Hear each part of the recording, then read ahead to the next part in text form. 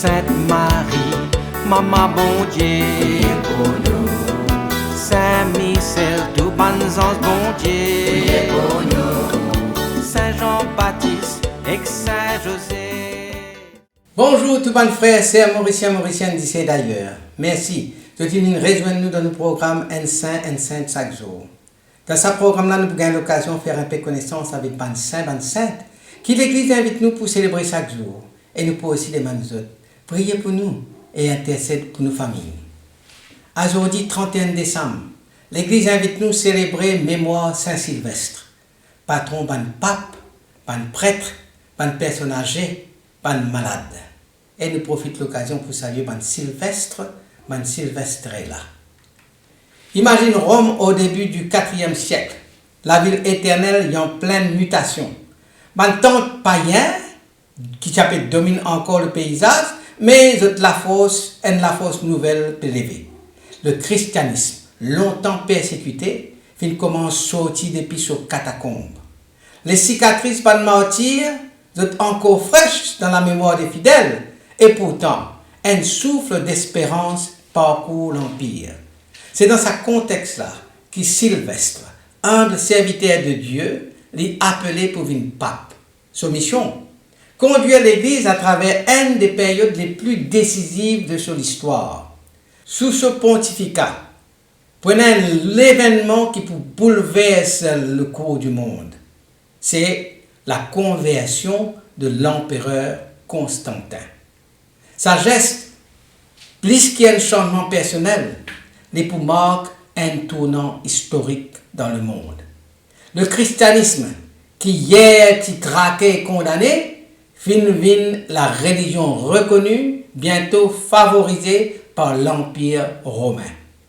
Sylvestre n'est pas un pape guerrier ni un stratège politique, mais c'était un pasteur sage et prudent.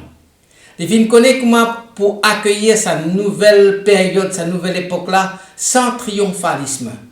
Il garde l'Église fidèle à l'Évangile.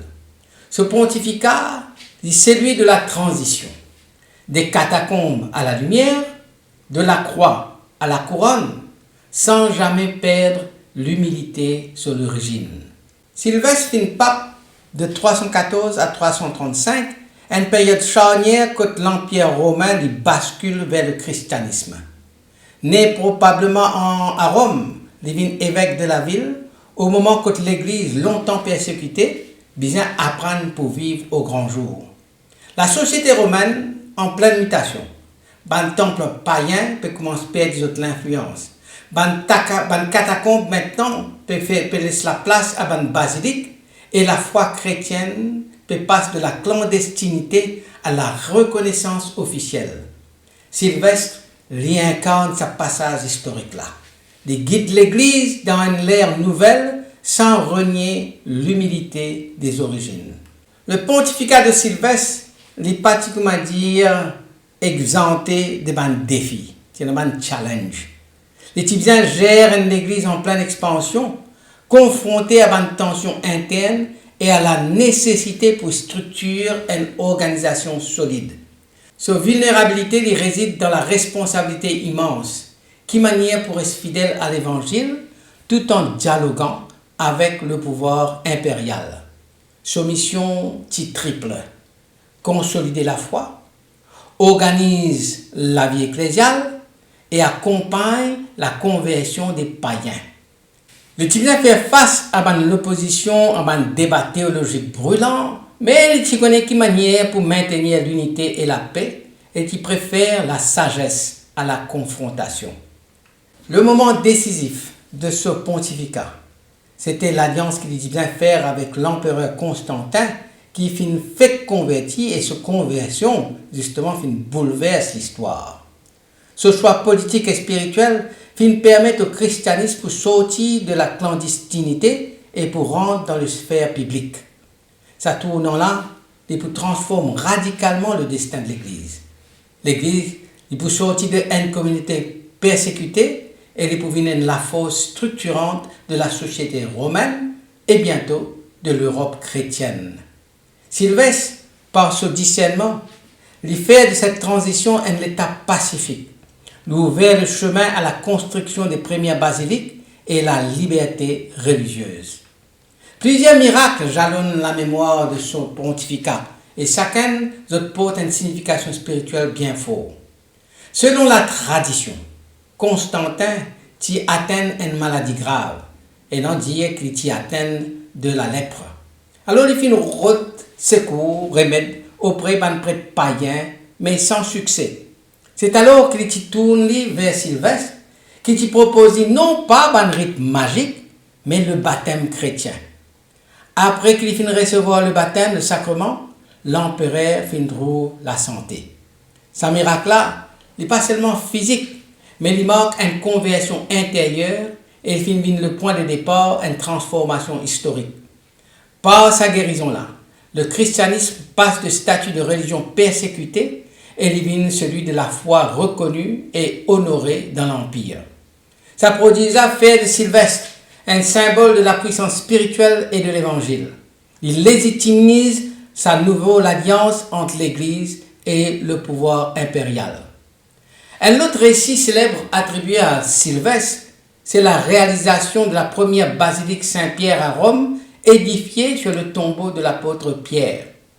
Bien que Constantin t'y offert un moyen matériel, la tradition t'y trouve dans la construction de sa basilique-là une œuvre et un signe providentiel. L'église autrefois cachée dans les catacombes l'élève désormais en pleine lumière. Certains textes du Moyen-Âge causent de l'intervention miraculeuse lors de travaux.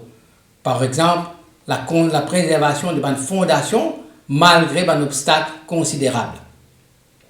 Sa basilique-là devient le cœur visible de la chrétienté, un symbole de la victoire de la foi sur la persécution et de la continuité apostolique.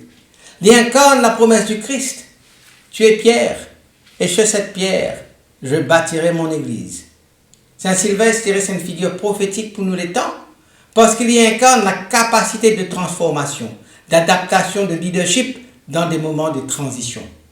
Ce pontificat, c'est celui d'un passage de la persécution à la reconnaissance, des catacombes à la basilique, du silence à la lumière.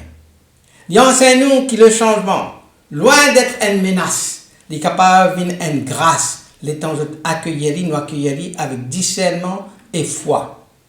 On arrive à la fin de l'année et nous au seuil une nouvelle année. Donc l'exemple de Saint Sylvestre vient avec nous pour accueillir le renouveau avec confiance, sans nostalgie ni peur. Pour consolider nos bonnes valeurs, pour que l'adaptation ne vienne jamais une compromission. Pour avancer avec courage en étant un artisan de paix, d'unité dans un monde en mutation. Saint Sylvestre, rappelle-nous que la foi n'est pas une force d'inertie, mais c'est une énergie créatrice, capable de bâtir des ponts, inspirer d'un choix audacieux et transformer l'histoire. Ce message est clair. Quand tout change autour de nous, la fidélité de l'Évangile reste le roc sur lequel nous sommes capables de construire notre avenir. Alors, à nous prier. Saint Sylvestre, guide sage et illuminé. Toi qui viens conduire l'Église vers une nouvelle époque. Inspire-nous à accueillir le changement avec foi et espérance. Donne-nous la force pour bâtir un pont de paix et d'unité. Accompagne-nous dans une transition de la vie et dans un défi. Intercède pour nous auprès du Seigneur, afin que nous soyons capables de marcher toujours dans la lumière du Christ. Saint Sylvestre, priez pour nous, priez pour nos familles. Amen. Que bon Dieu bénisse autres et tous les bonnes proches, qui sur l'Esprit habite toujours dans eux. Qu'il protège toujours et partout. Au nom du Père, et du Fils, et du Saint-Esprit. Amen et à demain. Saint-André et Saint-Matthieu, Saint-Jean, Saint-Marc et Saint-Luc. Priez pour nous, priez pour nous, priez pour nous. Sainte-Marie-Madeleine et Saint-Étienne, Priez pour nous. Saint-Ignace et Saint-Laurent.